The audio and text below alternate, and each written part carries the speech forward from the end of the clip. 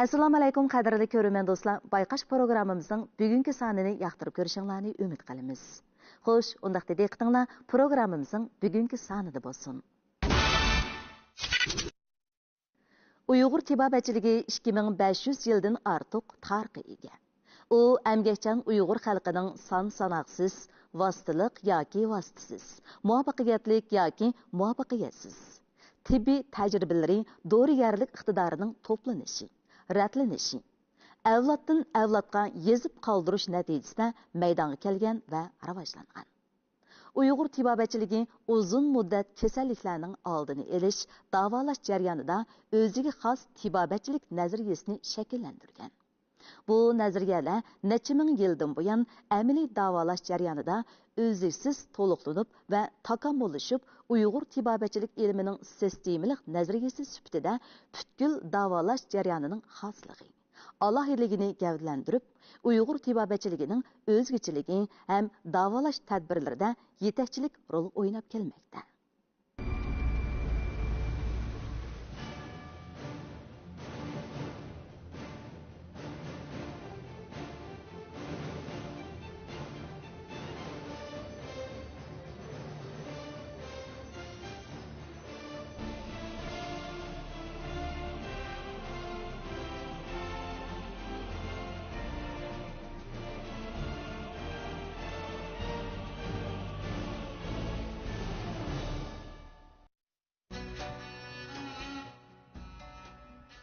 Uyg'ur tibobachiligi Uyg'ur xalqining tabiat bilan kurash qilish, tabiat hodislarini tunish amaliyoti davomida borliqqa kelgan hamda tadrijiy holda bir qadar mukammal, mustaqil nazariya sistemasi, davolash usuli va dorigarlik texnikasini shakllantirgan.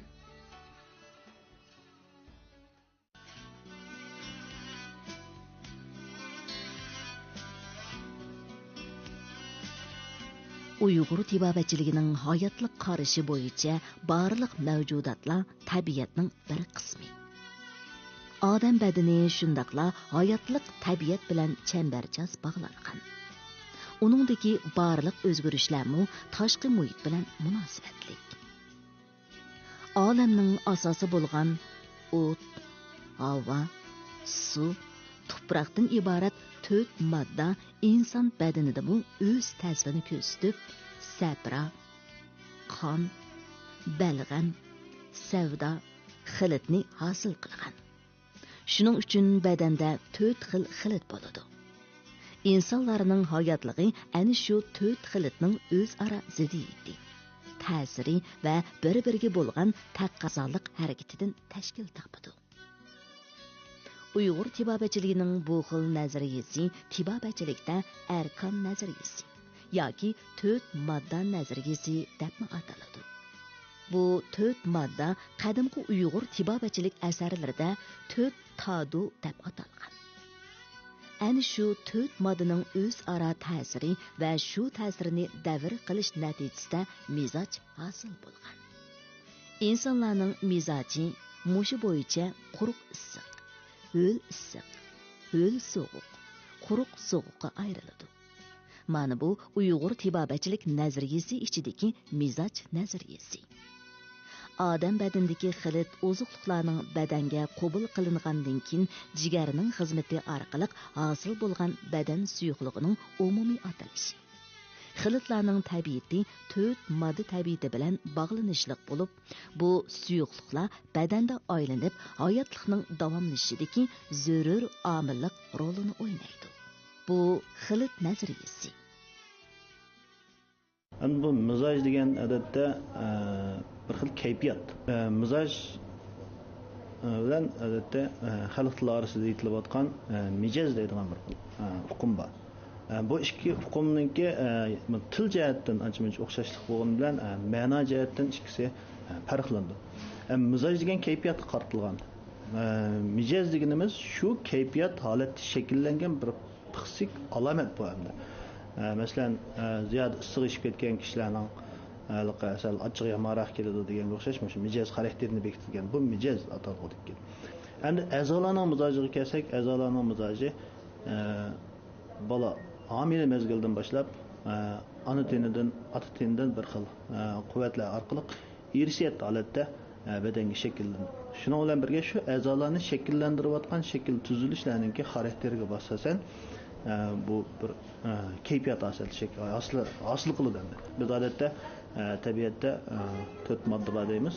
O't, havo, suv, tuproq deb.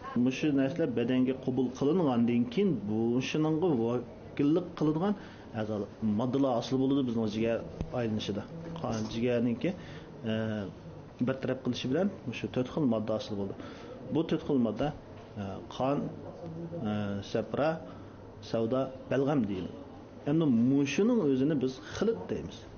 Demak, mushundaq mizojlarni o'z ichiga olgan mushu xilitlar bizning jigarimiz orqali ishlanib chiqib, mushu qon aylanish orqali shu a'zo to'qimalarningki yetilishi, ularning shakl tuzilishi, ularning fiziologik xizmati deganlarga bevosita qatnashgan, ozuqlik yetkazadigan, ularni tangshab turadigan mushundaq rollarni o'ynaydi.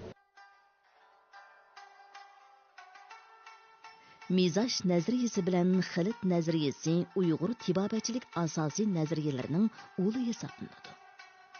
Odamning mizoji va xilitini bilish ham uni to'g'ri ayirish Uyg'ur tibobatchiligida badandagi har xil o'zgarishlarni bayqash. Kasallikka diagnoz qo'yib davolash, sog'liqni saqlashning asosi. Uyg'ur tibobatchilik nazariyalari yana a'zolar nazariyasi, quvvat nazariyasi, tabiat nazariyasi, af'ol va arvoh nazariyasi, sog'liq nazariyasi, kasallikni tonish nazariyasi, buhron nazariyasi, tashxis nazariyasi, ya'ni diagnoz, davolash nazariyasi qatorliqlarni o'z ichiga oladi.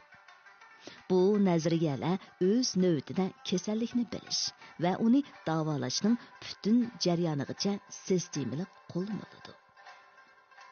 A'zolar nazariyasi badanni tashkil qilgan har qaysi a'zolarning tarbiy turlarga ayrilishi ham ularning normal xizmati to'g'risidagi nazariya. A'zolar badandagi o'ynaydigan roli va ta'siriga asosan rais a'zolar va boshqaruvchi a'zolardan iborat ikkiga ayriladi. Boshqaruvchi a'zolar badandagi o'rni va xizmatiga asosan yana xodimiy a'zolar va g'ayri xodimiy a'zolar deb ikkiga ayriladi. Rais a'zolar odam badanidagi ruhiy va hayotiy quvvatlarining boshlanish manbasi. Ham shundaqla bu quvvatlarning saqlanish o'rni bo'lib hisoblanadi. Boshqaruvchi a'zolar rais a'zolarning boshqarishida boshqa a'zolarga muhim ta'sir ko'rsatadi.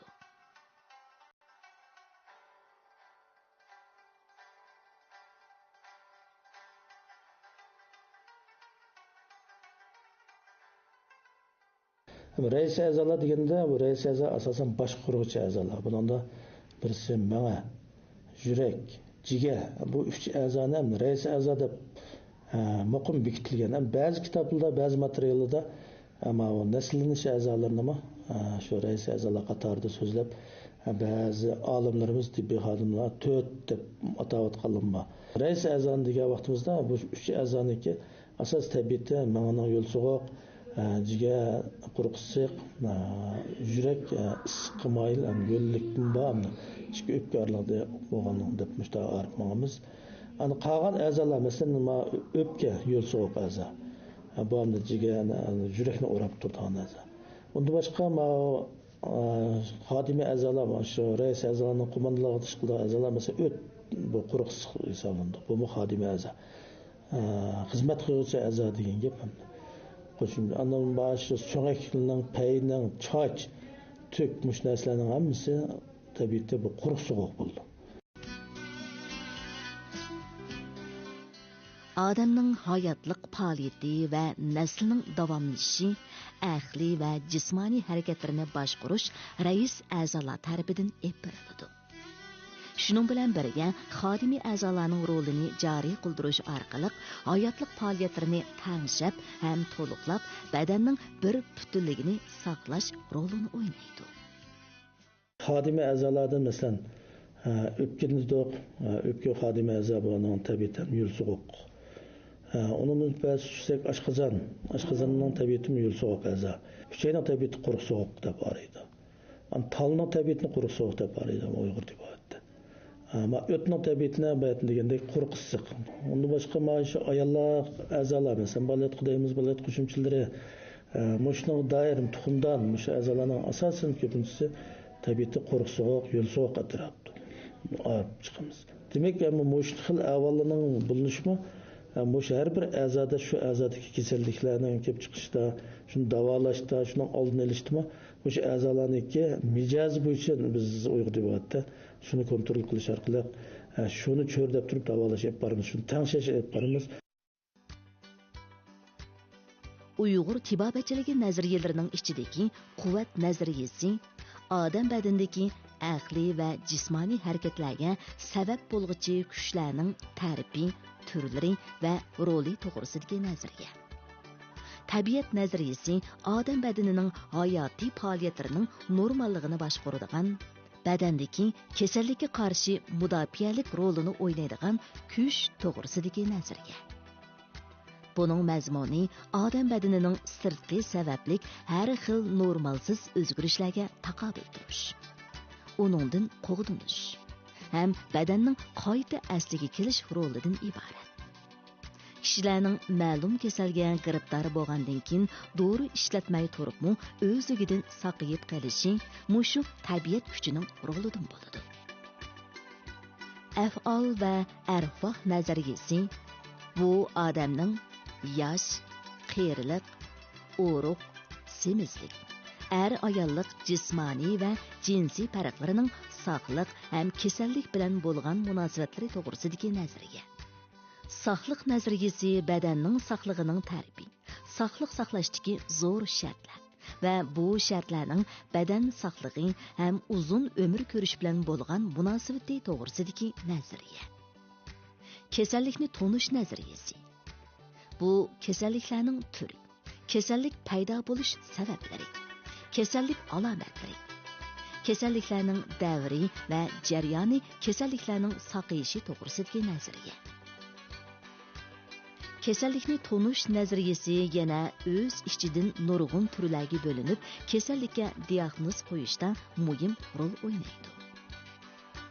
Buhron nazariyasi kasallikning og'irlashgan, xatarlik holatining turlari va ta'rifi, kasallikning xatarlik bosqichlari va vaqti, alomati va keyingi oqibatiga bo'lgan ta'sirlari to'g'risidagi nazariya. Tashxis ya'ni diagnoz nazariyasi kasallarga qarata epirilgan diagnozning turlari, ta'rifi, mazmuni, diagnoz qo'yish usul tadbirlari, diagnozni muqimlash prinsiplari to'g'risidagi nazariya. Diagnoz qo'yish usullari qarab tashirish, purab tashirish, so'rab tashirish, tutib tashirish qatorliqlarni o'z ichiga oladi. Bu usullar orqali bemordagi kasallikning hozirgi holati va kasallik tarixi aniqlanadi.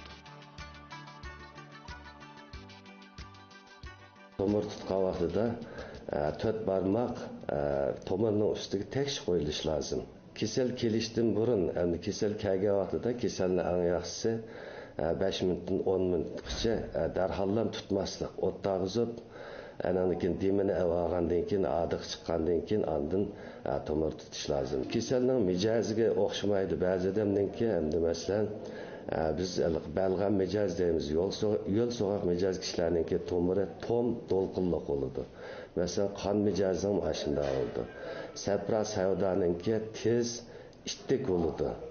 Anandagi qon qo'yilib ketgan qon tomirlarda qon to'silish ma'noda bo'lgan ahvolida tomir cho'kma bo'ladi. Bundaq tomirni biroz besib tutish kerak. Agar aslidagi normal holat bilan tutgan vaqtida cho'kma tomirning nimasini harakatini tuqqani bo'lmaydi. Tomirni tutib birinchi araydigan ish kasalning mijozini araymiz. Masalan, issiqmi, so'g'oqmi, yo'lmi, quruqmi. Uni arib olgandan keyin anandan keyin kasalninki kasallik zarini so'raymiz. Allada bir diagnozni nisbatan doktorninki munosib holatda bir diagnoz qo'yish o'lchami shakllanadi. Yana shuni eskartib o'tishga bo'ldiki, Uyg'ur tibobati faqat tomir tutib bilan kasalni davolab nima qilmagan. Bu tomir faqat diagnoz qo'yishninki bir usuli. Endan boshqa badan chiroyiga qaraymiz, ko'zning aqiga qaraymiz, og'izning ichiga tildagi gazlarninki ashular qaraymiz. Endan keyin tutib tekshirish bor. Masalan, qo'saq ashini bosganda asosan tekshirish hozir zamonaviy tibobatning ko'la o'xshash. Davolash nazariyasi kasalliklarga qarata epiriladigan davolash prinsipi, davolash usullari, turlari va uning klinikadagi qo'llanishi to'g'risidagi nazariya. Buningda davolash jarayonida cho'qim davolashning asosiy prinsiplariga qattiq amal qilinib, Uyg'ur tibobatchiligining kasallik davolash qoida prinsiplari qattiq ijro qilinadi. Uyg'ur tibobatchilik asosiy nazariyalari Uyg'ur tibobatchiligining kasallikni tonish, davolash jarayoniga boshdan oxiri singan bo'lib, Uyg'ur tibobatchiligining tasdi saqlaydigan murakkab kasalliklarga bo'lgan davolash unimining ko'rinarlik bo'lishida zo'r rol o'ynaydi. Kasal ko'rsatganda va davolanganda bir qism bemorlardagi yolg'iz mizojga ahamiyat berib, issig'i eshish yoki so'g'i eshish bilan cheklanish bir tarafni qarash bo'lib, kasallikning saqayishiga ta'sir ko'rsatadi. Shuning uchun davolanishda tabiblarning Uyg'ur tibobatchilik nazariyasi bo'yicha atrofliq diagnoz qo'yish va davolash mashg'ulotiga angliq bo'ysunish kasallikdan tezroq saqayishdagi unumli tadbir. Uzoq tarixdan buyon aql farosatlik ajdodlarimiz tarafidan to'plangan nazariyalar Uyg'ur tibobatchiligining o'ziga xos tibbiy davolash ilmiy bo'lish salohiyatini hozirlab, xalqning sog'lig'ini saqlashda ko'rinarli rol o'ynadi. Uyg'ur tibobatchilik asosiy nazariyalarini texmo beyitish va rivojlantirish tadqiqotlari kundan kunga texmo cho'nqirilishayotgan bugungi kunda bu nazariyalardan xabardor bo'lish va uni o'rganish kasallikning oldini olish, sog'liqni saqlash ham kasallikni saqaytishda zo'r ahamiyatga ega. Biz programmamizning keyingi sonida tibobatchilik shohidi qadimiy asarlar haqida to'xtalamiz. Qadrli ko'rman do'stlar, bayqash programmamizning bugungi soni mushada oxirlashdi. Ko'ngil qo'yib ko'rganingizga rahmat. Kelar sonda ko'rishaylik. Xayr xo'sh.